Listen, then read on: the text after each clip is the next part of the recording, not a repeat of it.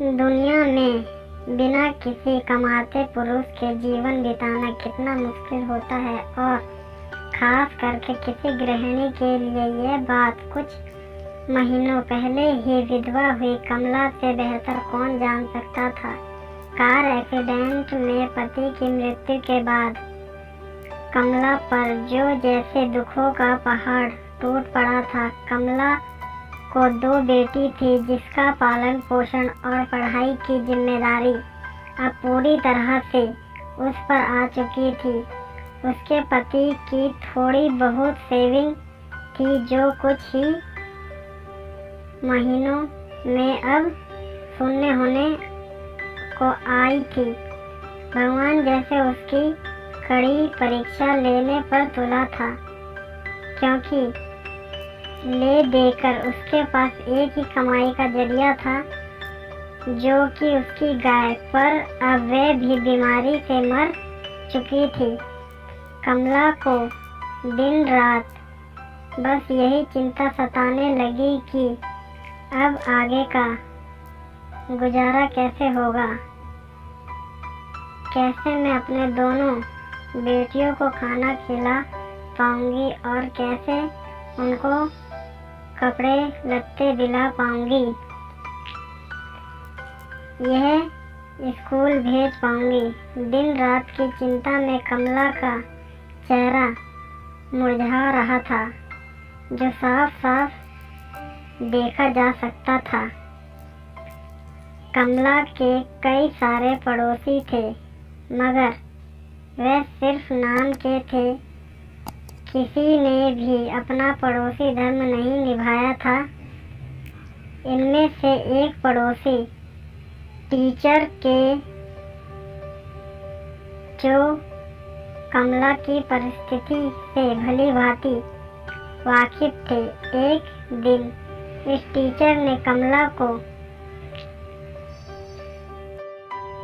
अपने पास बुलाया और समझाया, देखो कमला, कुछ दिनों के लिए अगर मैं तुम्हारी मदद कर भी दूं, तब भी इससे तुम्हारा कोई भला ना हो पाएगा।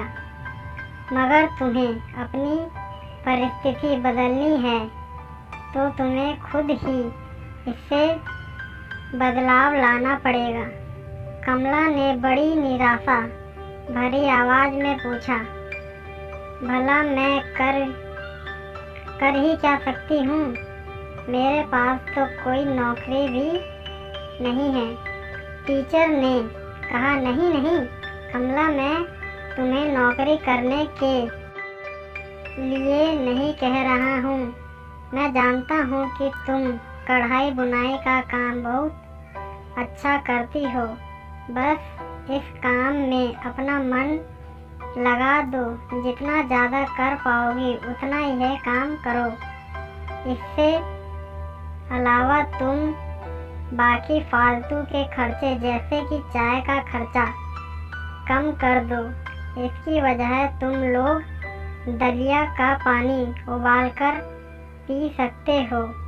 इससे चाय से होने वाले नुकसान से भी बचोगे, और दलिया का पानी, जो सेहत के लिए अच्छा होता है, ये तुम्हारे और कई बीमारी से बचाएगा।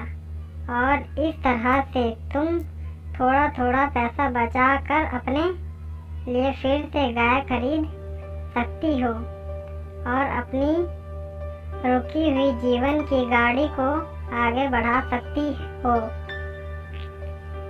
कमला को इस भले शिक्षक की बात में कुछ दम लगा।